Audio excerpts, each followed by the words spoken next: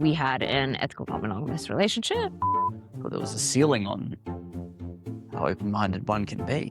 I haven't been in a relationship with a man for a full carton of eggs dozen years. This is the relationship I want for the rest of my life. Moral of the story, ladies, is if you want to get a man to commit, you have to. I don't see myself with another man. Just to confuse people even more, we'll just talk about my partner setting up my dating app. When I'm single, I end up missing the relationship version of me. And then when I'm in a relationship, I end up missing the single version of me.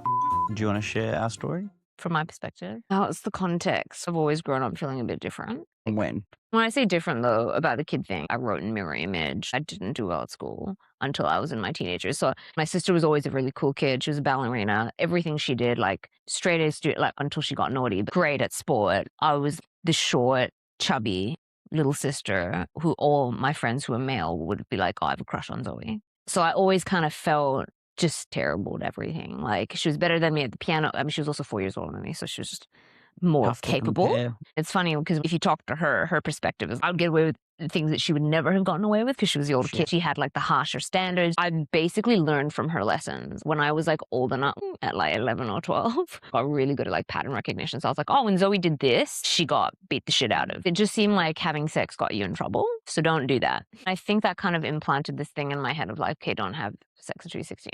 But when I was 14, I was sexually assaulted. I'm sure like a lot of women would relate to this. If you're a woman who's ever questioned your sexuality, I was 14, it like has happened multiple times in my life from the age of 14, 18, into my 20s. Now that as an adult I've dated women, it blows my mind how many women have had really similar experiences to me. As a woman who came out a long time ago, at multiple points of my journey, I have questioned, am I attracted to women because of my trauma with men? I think that also like bolstered my desire to not have sex until I was 16. I was dating my boyfriend at the time. I loved him very dearly. He was like my first love type thing. And we were together for more than a year before I turned 16. Like, that's how determined I was. And we struggled to have sex. I understand it's quite like common with women who experience sexual assault, but it wouldn't matter what he did. Nothing was going into it. Was so frustrating. Probably took us like a good 3 to 4 months to get that happening. And when I was 18, I met my next partner, and I feel so grateful to have met him when I met him. He was 23. He was 5 years older than me. The reason why I feel so grateful about him is because I feel like he gave me this gift of like one of the foundational relationships in my life filled with so much trust, because we had an ethical non-monogamous relationship. And what really spurred it for us was I came out with him. He like supported me through that journey, and he was completely supportive of me exploring myself. I always felt like I was the priority to him. And so I feel like that relationship sexually gave me a lot of security. It made me very sexually secure. That was such a pivotal relationship for me. And no matter what happened towards the end of our relationship, I would be forever grateful for him. And after him and I broke up, I pretty much knew I don't see myself with another man after this. So I exclusively dated women and absolutely loved it. Like a good 6 to 12 months of me racking my brain as to whether am I straight? Is this a phase? Bi? Or lesbian? Those were the 3 options available at the time. No, this is when I came out when I was like 18. At the end of that 12 months, I realized the label's not that important. So I actually stopped trying to define myself. But all I knew is that I didn't feel straight. And at that point in time, there was a lot of stigma behind identifying as bisexual because it was hypersexualized. When I tell other women that I was bisexual, you're seen as a slut. And when you tell a man that, they just see you as a threesome opportunity. So that was not really what I was going for. I also worked in nightclubs all throughout like uni. And so even before I came out, I was telling people I was lesbian anyway because I just didn't need it. Like, it was just annoying. I didn't have many queer friends, have a lot of role models or like exposure to queer culture or like LGBTQ plus culture in general. I think part of why I identify as queer is because there's actually a part of me that like has often questioned my gender. We've spoken about it. It's not just that I felt attracted to women. It would often go to like lesbian. I would just say that. But if someone was kind of like woke or like a bit more like our age group, I tend to say queer. Rightly or wrongly so, people wouldn't ask for my definition and nor would I offer it. But over the 12 years that I exclusively dated women, I had sex with men. Not always, like I would go through phases. You're monogamous though, with the partners. Yeah, but not my choice. This is between partners. After my male ex-partner, that was like my normal I was still aware that that was not other people's normal. And then I moved back to Malaysia. So my partner was not open to being non-monogamous, which I kind of got because cultural context, etc. But then when I came back here, I tried to date E&M, but women were not into that. And so I think I went through a period of time, was like, let me try and let go of one of my desires. Like I genuinely gave it a red hot crack. Rochelle and I were E&M to a very degree. So I'd never really explain it to people. Going through this process with you has made me realize like how open I am about being queer. I don't feel ashamed about the fact that I'm non-monogamous, but like I'm not as practiced at it. I'm very practiced at telling people I'm queer. I'm not very practiced. I still feel like this feeling. They're not going to get it. Is that the... Yeah. Or I'm going to be judged. I feel it. I do it anyway, and I actually like am prepared to like be okay if they didn't accept me, which was different to what it was when I first came out. But I definitely like feel that again, and I'm like, oh, that's interesting. And because no one would ask me, I think people would assume when I said queer that I would only have sex with women. Not the case. Only people who are closest to me know that. I just find it so random to like bring up to someone. I remember hearing about you before I saw you because Mel told me about you. This gay guy to come to the gym. First meetings were like, I gave you a high five on the way out to class. One of the first chats we ever had, like more than 3 sentences type of thing, we were standing by the shoe cabinet. You asked me if I had a boyfriend, and I went, well, I'm queer. And I distinctly remember you asked me the question that not many people ask me. You're like, what does that mean exactly? Like, lesbian? I remember in that split second was when I went, this interaction feels different because most of the time with men, I would give the easy answer because I just want to eliminate any type of future discussion on it. Like. Yeah. But instead, I actually just went with my honest answer, which was like, I don't see myself ever dating a man again. I've only been in romantic relationships with women for 12 years. But from time to time, there's like a little dabbling. And I remember walking away from that going, that's so out of character for me. Did I? Yeah, why did I expose that about myself? Men are not that complicated. And I knew you were single too. So I was like, maybe there was a part of me that was being a bit cheeky because I was like, could be a potential fun playmate. That one seems a bit out there. Seems a bit I'm gay. not out there. Just my type. We were chatting. That was like our initial yeah. thing was like, let's chat about chicks. Okay. That was our bonding moment. Yeah. And then we'd get up my Hinge. You mean the time when you showed me that photo of your butt crack that was on your Hinge? Your Hinge needed help. I think the dating app actually, Ryan needs some help. That's why I was looking at photos the other day. That's why I changed my photo to Ryan. Who's Ryan? No, Raya, the app. Oh. Just to confuse people even more. We'll just talk about my partner setting up my dating app. I often explain, like, I was really confused in the relationship. I thought you were into women. I remember bonding over talking about attractive women. Is that confusing? No, isn't it confusing in the relationship? Sorry, that was probably like the month or two that followed. I mostly just found it really refreshing because none of even my queer, I have queer friends and I'm so grateful for that because I didn't have that at a point in time. But I just know that a lot of my queer friends don't date like me. We talked about some of the not so nice behavior about ghosting. I think we had we had some constructive conversations early on about that. So I really felt I was doing service at this point. I was gaining insight into female brain via a communication that relates to a male brain. So I was doing service for the women because I was like, look, I feel like by like educating this man. So if you didn't get ghosted by this man, you're welcome. But after that, I think, we talked about things. So it was really nice for me to have a friend who dated like me. Like my friends don't judge me, but I'm like the friend when I'm single, as in like I love being committed, loving relationships. But when I'm not, like I've got needs, I'm going to service them. It's very fair trade. Or was that a nod of just pretty proud of myself? It's like it's 2 consenting adults meeting each other's needs. It's okay. I'm not judging you. You don't have to do that just when you're single as well. Yeah, and like that's like what I didn't like. I think when I was in my 20s, I was like, why do I have this single version of myself? And when I'm single, I end up missing the relationship version of me. And then when I'm in a relationship, I end up missing the single version of me. I'm like, there has to be a way to reconcile these two things. So much when they end a relationship. But having said that, even in an E&M relationship, and I think you thought it would be very different. I'm not like looking for tail every other week. There's time invested and it's something that I wanted to do with my partner. It's not like I just go searching for these women on my own. Like that's my take of it. It's like connective, not detaching. Refreshing that I could talk about that journey with you. I feel like we were maybe at like similar stages. I think at the point in time that I met you. I was running a bit of a dual track system though. Yeah. I don't know, you were like on a fucking mission. Whereas I'm a bit more like, well, I can't control what I can't control. Am I going to take my foot off the gas in terms of wanting to meet someone? No. I was like quite actively dating, reasonably. But I was definitely at the point in my life for a while that I knew if I met the right person, I'd be very happy to settle down. But like it was the furthest thing from my mind when I met you. For me, the significance of meeting you wasn't a romantic connection. The significance of meeting you was more, oh, I think this is healing. I had eliminated so much male presence in my life. I hadn't really thought about it as like a thing that I needed to heal because all the big scary things were out of the way. Like I no longer like am in a room with a man and feel anxious. So that to me, that's like, great, that's out of the way. Obviously, if I'm walking down a dark alleyway and there's a dude, like I think even someone without my history would probably be uncomfortable. Yeah, natural. Yeah, but I no longer felt any of that. So I didn't really think there was anything left until it dawned on me when I met you. I was like, I really have no male presence in my life. I actually remember thinking to myself, I feel proud of myself for being open to this connection. I remember when we went shopping, I was very grateful and sort of confused because I knew you had like a fairly busy life as well. That was the start of like my Christmas forced leave. But still, it was a generous amount of time. I saw you twice in like 4 days, I think.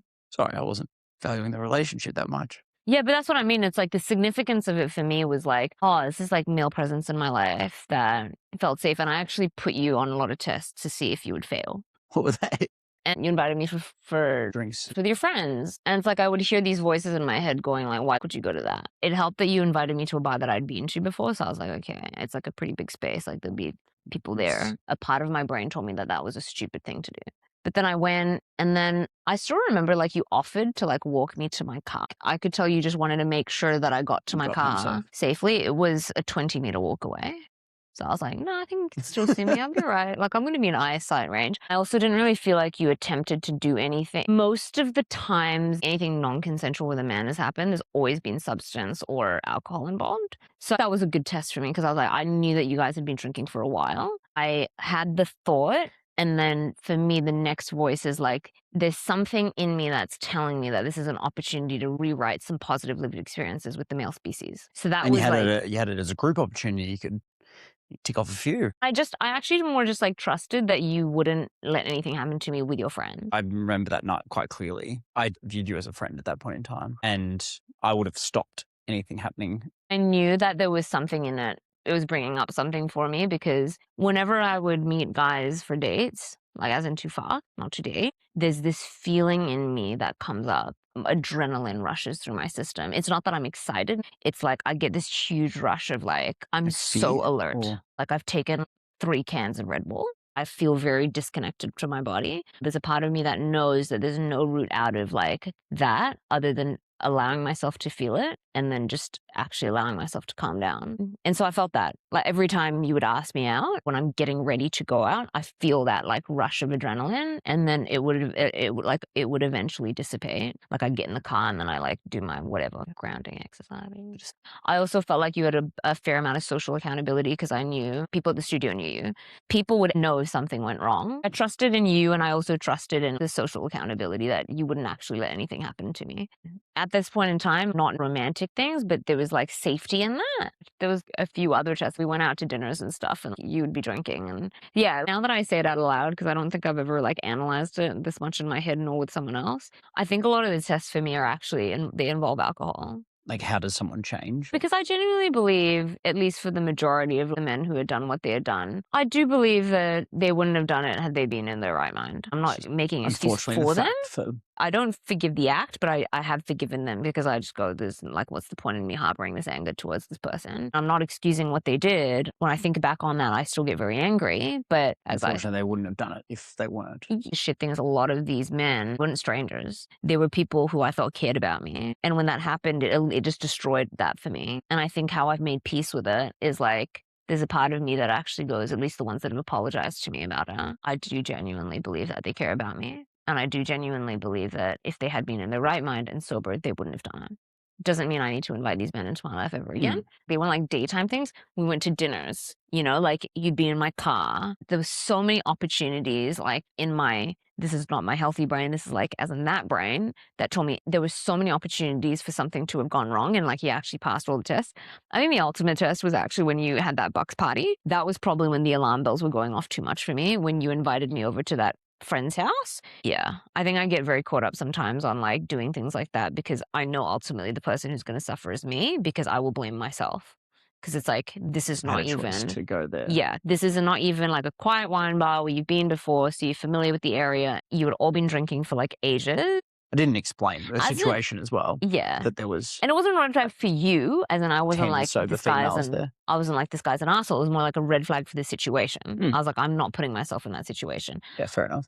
You then said you wanted to hang out, so I was like, sure, but I'm not leaving my house kind of thing. Because by the time you finished it, it was like 11. If you want to come over, you can come over. And then you came over to my house, and I was like, don't be wrong, I wasn't trying to like tempt fate. If this man passes this test now, and you came over and you didn't touch a hair on my head, like we just had like really normal chats. I remember I was sitting over there. You were very like aware of yourself, which I appreciated. I don't really like the thought of someone feeling like I've forced myself onto them at all. I wasn't thinking about romantic situation at this point, but as in just as like a male presence in my life, as like someone I would trust. You had voiced that as well. I told you that in December when I actually just said I feel really grateful for having met you, and there was a lot of healing in it for me. What also really appealed to me is because I like the uniqueness. I'd love to have like a male best friend like this. Gay male best friend. Yeah. He just doesn't know he's hasn't come out yet. Hasn't come out yet. I can be fairy gay mother. I love the stereotype being flipped on its head because like a lot of straight women have gay best friends who are men. But I'm like, oh, you know, you'd have a queer best friend.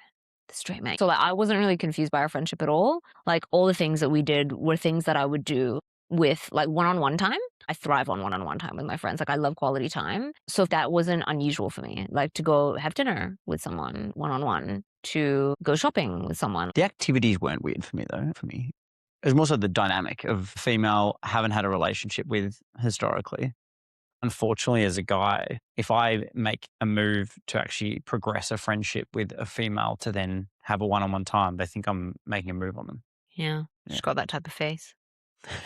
I just got that face. So shortly after we had that, like, I don't know if heart to heart, that was a very connective afternoon that we spent together, where you told me a little bit about your journey, and then you expressed a lot of gratitude, and I was like, okay, if there's any time that's like it's going to be now. But it felt important to me to express to this man the significance of like him to me as well. I had a lot of gratitude towards, I just hadn't really like experienced that type of relationship for like a very, very long time with a man. And then I went to Perth. I did do that gratitude journaling thing. One of the things in my annual framework is I list down people that I'm grateful for in my life. On the left is a column for people who have been in my life for more than 1 year, and then on the right are like new people that I've met in that year.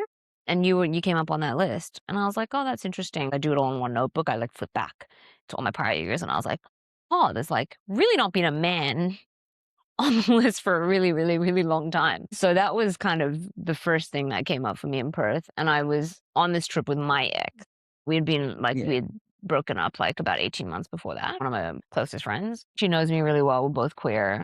And I just remember telling her, because we were journaling together, I told her about you for the first time. And then you sent me that picture of the person in New York who's also of Asian descent. It wasn't for me that it was like, he's attracted to me. It wasn't like that. It was more just like, oh, this feels familiar. I started drawing the parallels. I was like, okay, with my ex, he had yellow fever, which now thinking back on that term makes me sick. I thought he was gay. We like bonded over like our interests and desires and like sexuality, openness. Like we bonded a lot around like the things that you and I had bonded over. And then when he sent me the picture of that woman, I was like, clicked for me.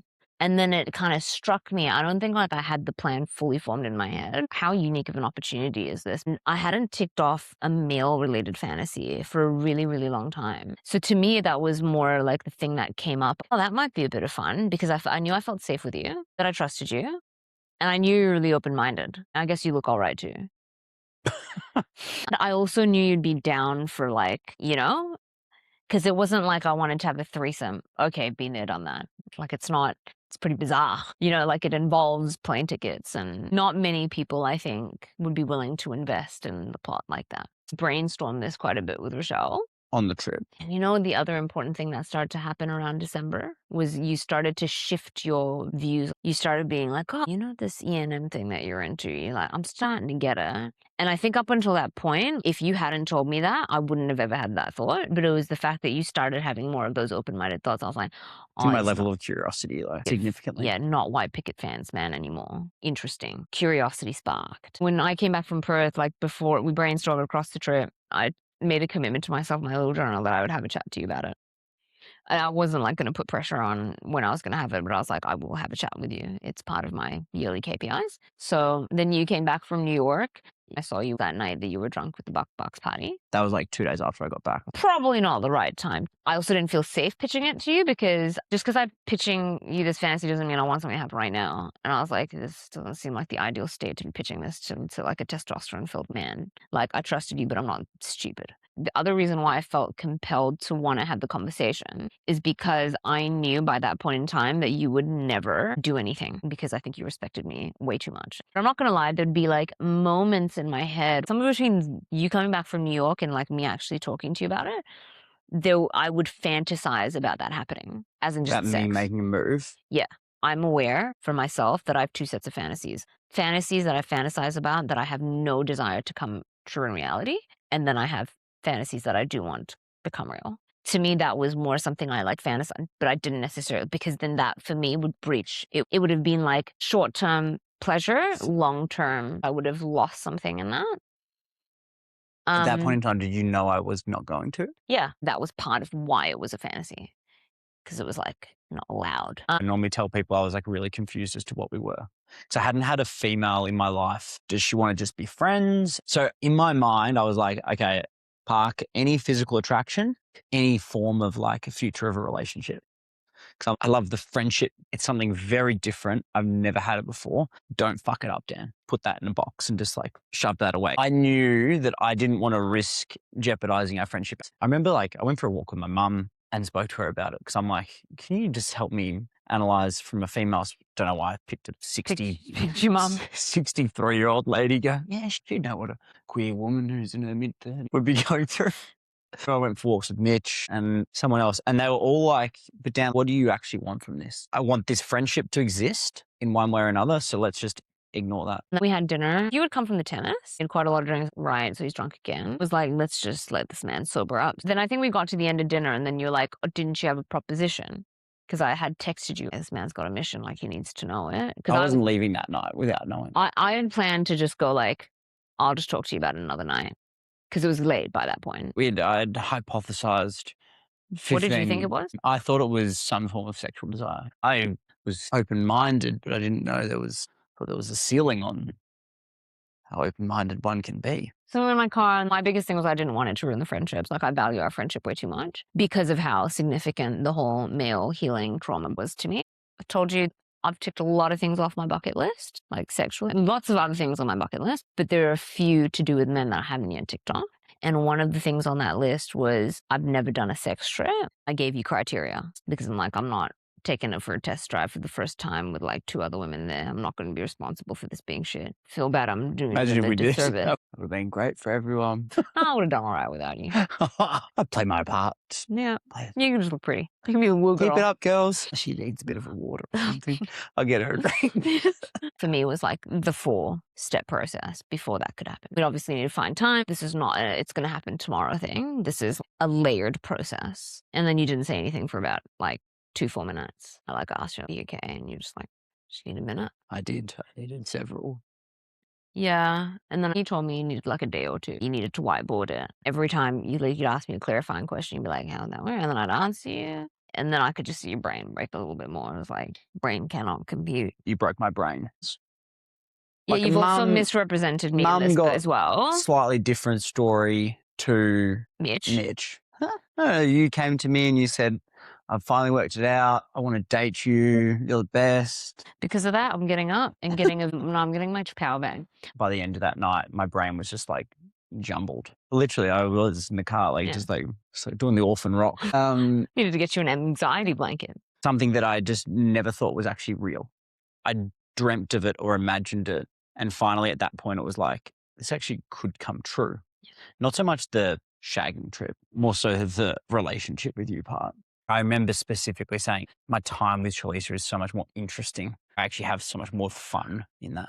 At that point in time when we were just hanging out as friends, it was still like Pretty fun. it felt like you coming into my life at that point in time was like a reward that I'd done this work on myself and I'd actually attracted this energy. Like a queer 34-year-old? Not specifically that, more just like how open-minded I was approaching life allowed for that to happen. I do believe, though, that, we get what we think we deserve in life. Likewise, because I just remember saying to you, I feel like if I met you even 6 or 12 months before we did meet, I don't think I would have been open to even having more than like pleasantries at the studio. When we had the follow-up chat after the chat in the car, you'd expressed to me that it was very important that you got more clarity. You were open to my proposition. That wasn't a surprise to me. I was like, you've got to be like thick in the head. Didn't surprise me that you were just like, I guess if I have to do you I was solid. playing it cool. If you do a bit more convincing.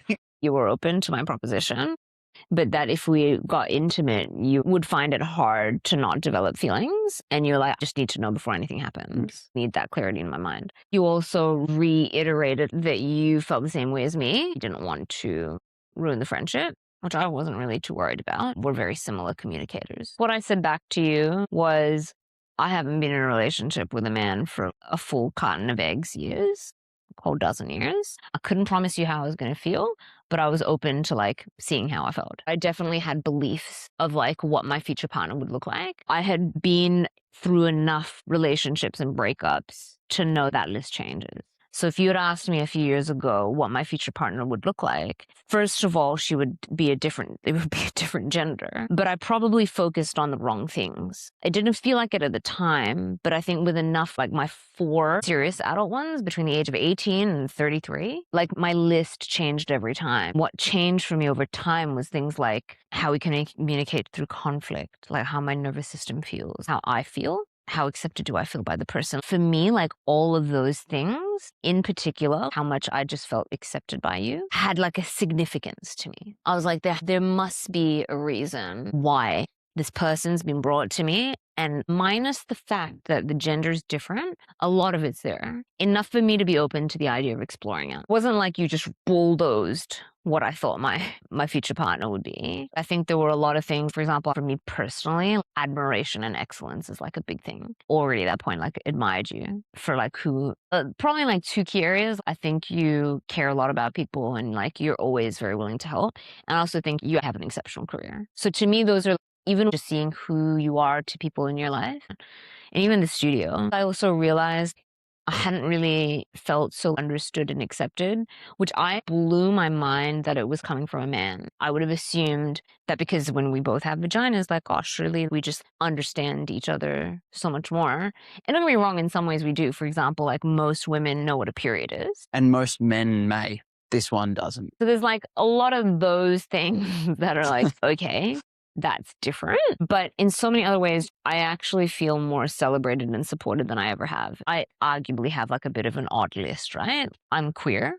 Then there's the E&M thing. I am also non-monogamous. I feel misunderstood when I say that word because they just think I want to like fuck anything that moves, and it's really not like that for me. My best friend is my ex, and one of my closest friends is my ex, and those are non-negotiables for me. I also live a very specific lifestyle. I like traveling. I also don't want to only exclusively travel with my partner. I like traveling with my friends. I also really value my time with my friends, like without my partner. Like I love having a very independent life. That's really not the 2 female relationship stereotype. It's a U-Haul type of situation, within like a very short amount of time. What's U-Haul?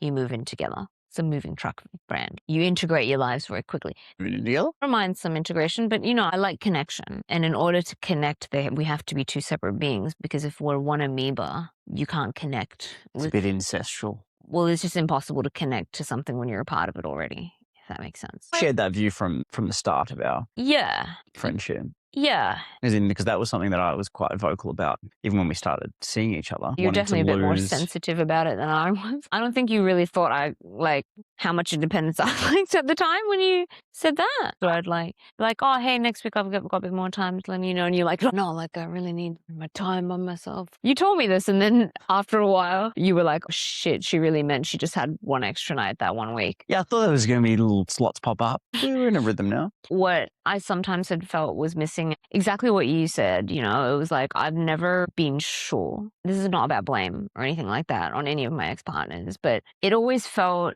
like we logistically planned, but it didn't feel like a life. Whereas I feel like you and I, from very early on, like it was very easy to see the vision. I feel like we had a shared vision. Like if we ever face anything, it's like they feel so insignificant because there's this like bigger vision. When you feel you've got this shared vision that you're both working towards, there is really no need, at least from my perspective. I never really feel the need to harp on anything for too long. There's an ease to the rest of it. I don't feel anxious to bring things up with you. So if I had that thought about what I said, like, I don't know, yesterday, I'm not like I need to have this chat with him right now. I actually can just go, okay, right, this is happening. I'm seeing him tomorrow in 4 days. We'll just talk about it then. Then we talk about it. There's like no need to really get that upset. And it just feels easy to talk through. I know with like my background, I know how anxious I can get. This is not like a criticism on any of my ex-partners. It has to do with myself. But I do think that some people bring it out of me or not more. And I just don't think you bring that out of me. Like you do not bring out my anxious self because I feel so accepted and understood by you. And I don't feel like you ever try and change who I am. You ask me to do some things sometimes, which I try and well, it doesn't feel right. And then I'd feel comfortable to tell you like that actually just doesn't feel right for me. And so it's like I don't have an expectation that things are always going to be perfect. But what I do love about us is when things come up, it feels very easy to bring it up. And I think I've always wanted that. In past relationships, never found myself in conflict. And I always wondered, like, am I doing something where I'm not connected enough with these people? I think we'll fight. I find myself typically as a person not triggering of people. I'm also very aware that you're a people pleaser. I know I can be very expressive. So if you don't know me very well, like if you have seen me angry, so for example, Mel seen me angry, if she and I were having that conversation that you and I were having, I wouldn't really need to tell her like, I'm not actually that upset because she's seen me really upset and that's like not it. But if someone didn't really know me that well, I do have a certain tone to me, like, and I know that, like, even like when I get serious. And so I find it important, like, to just actually caveat that because I don't want to inadvertently trigger your people pleaser because I know by doing that, I'm actually not getting the authentic you. And then I'm going to end up having you cave to something that in the moment you felt the need to appease me. But I know in the long term, you're signing yourself up to something that you're going to resent me for. I'm not interested in that. You are very good at, in those moments, though, of the logic in my brain prevails. Like, as in the way you actually word it, my brain goes, yeah, that makes sense. Whereas I think people in the past maybe have approached that conversation very differently to me. I don't think I've been met with that, like, mutual gratitude that much in my life. I've often got gratitude for, like, people, but I don't ever feel like they would have it in return. That's like the inadequacy, people pleasing coming out. No, but I think it's a fair point because I don't know if we spend as a culture, like I don't know if we spend enough time practicing gratitude towards one another. I think it's probably the opposite of anything. So I don't think it's absurd that you feel that way. And I also think it's a male thing in particular. I feel like what women are pretty good at, even if they're not verbally very expressive, is I think women are really good at writing cards. At the minimum, you write your friends a birthday card. And even if I'm thinking about Hazel, for example, she's not a woman of many words. She's very much like creative, like acts of service kind of girl. And when she does talk, you know, it's like usually taking the piss or something, right? But this woman, she will write me the most beautiful cards. I knew her from the age of 21. She's always been like that. So I feel like women have this practice where either saying it to each other or at the minimum you're writing a yearly card. In my female friendships, it's not one side, it's like two sides filled with words. We do that more than men. Male role modeling from baby boomer generation in Australia. Feelings, the fuck are they? Not normally even cards exchanged. Yeah. Not often gifts. Yeah, maybe they buy you a drink or something. Yeah. I feel like So, Mitch yeah, and that I makes are sense. pretty good at expressing gratitude. Love you to all my friends now. I'm going to hang up the phone. That's a little thing we do. I don't think you realize how much of an impact. Or did I influence the love you thing to your boys? No. Well, maybe. It's like I can see beauty in everything now. meeting you and spending so much time together has taught me that.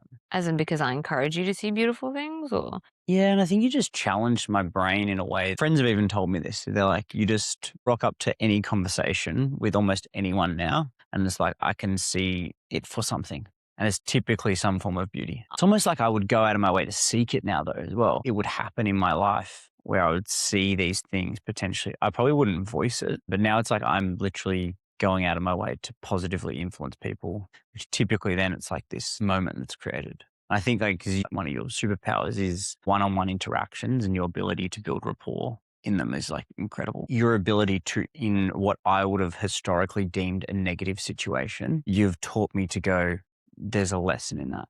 Oh, There's yeah. a reason as to why that's happened in your life. Yeah. Those historically, they would have been suppressed. Would have been like negative emotion, forget that one. We'll dump it. But like it then creates all sorts of things. I also don't think a lot of people take the time to ask each other like those types of questions. It just blows my mind what happens when you're just open to it, when you're just open to like what the world brings you and you don't try and protect yourself. It has served me so much. Do you feel judged or misunderstood when you tell a story? Judge, definitely. In what way? People often use the term, you're not in a real relationship. That sort of hurts me. Or they'll say, are you over that yet? Like, as in they'll check back. Has that ended? No, like it's not intending to end. Maybe it's also like a gender thing. Like when people hear that coming from you as a straight man, they go, well, that's not real. Maybe because it underemphasizes the seriousness of the relationship. They tie openness to non-exclusive dating. Yeah. Whereas I feel like when I tell my story, especially if you've known me for a while, I'm quite outwardly queer, that when I tell them the story, especially once I tell them the open part, they're like, it overemphasizes the importance of the relationship, because I would not have entertained this Unless there was for something not serious. Like, I just feel like for a lot of men, it's like the dream, but it sounds so far removed from reality. Yeah. That I was like, people just won't get it. What do you feel like people misunderstand the most? No, it's not their end. When people say things like, oh, I always knew you'd end up with a man. You needed more masculine energy in your life. Someone actually said that to me. These are everything I'm saying. Like, it just happened again today. I told them about you. They were like, it kind of makes sense that you ended up with a man. I feel so misunderstood. This is someone who I've known for 5 years. I know quite well. I try and hold like so much space and compassion for people who don't get it. This person is also arguably like kind of in the community, because if I wasn't with you, there's no aspiration for me here to ever date another man. It's not like I've had this experience and I'm suddenly like, maybe men aren't so bad. That's not what's happened here. I'm not closed off to the idea of, oh, it's never going to happen again, but I'm not going to be like, oh, maybe I'll set my hinge filters to no. When people say things to me, like, why did you feel the need to explain it? And I'm like, because of shit like that. It's not like I was on Hinge looking for a dude because I ran out of a chick pool. You know, I actually think I did pretty well with chicks, like all things considered. I don't know if there's a part of me that is like worried that I got it wrong. I've asked myself that. Is it that I am feeling defensive about, did I just get the whole chick thing wrong? But then I'm like, no way. If you had a woman in front of me right now who is like attractive to me, hands down, the attraction's there. Yeah. I hope you take this in the best possible way, but like my attraction to you it's like a connection. For me, was one of the questions that came up in my head a lot. Early days, I don't think I'd been with someone that was so openly willing to communicate their attraction to people the way you talk about women. Like, I can relate, but I'm not one. So there was like a bit of a questioning at the start of like, how do I fit into this? Last time I checked, I'm not one, and I'm not planning on becoming one. So how does this work? But like, I get it now. When we started dating, like, it was never a question in my mind that the physicality would come, because I had such great sex lives with my ex-male partners.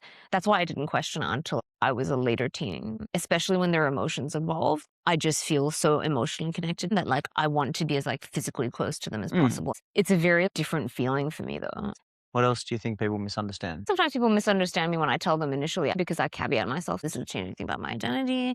So they're like, dude, you like don't need to. It's like over-explain. And I've probably done this with like 20 people now, potentially more. They won't come to me in that initial chat and say those types of things. And it's only happened once in the initial chat where they've gone like, oh yeah, I thought that's how it was always going to be, kind of thing.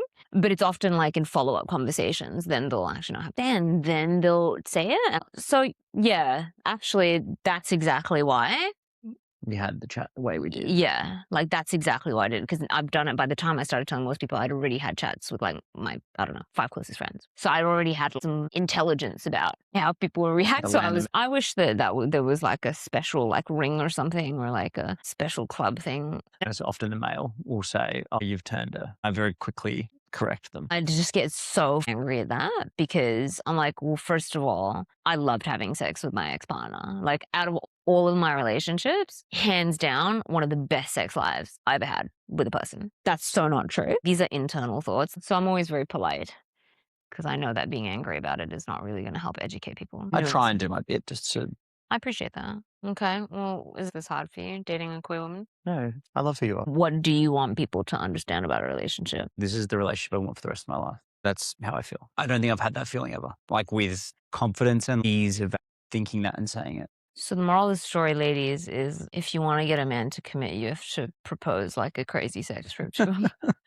Which hasn't happened yet. No, so it's not even that important if it happens. It's a dream. It's the It's a intent. pipe dream. No, it will happen. I had some criteria though. Like, I really thought that through. Are my desires very like free? Yeah, but there's parameters around it. For me as well, it's like my brain craves clarity. So like that stuff, if someone explains to me steps, I'm like, yep. I don't necessarily think it's how most people pitch their sex trip ideas. Not that I'm thinking like I don't really Not really sure. I don't have any role modeling in this space. But if people want tips on how to do that, like, You want to be the expert on that. I'd love to help people voice their desires.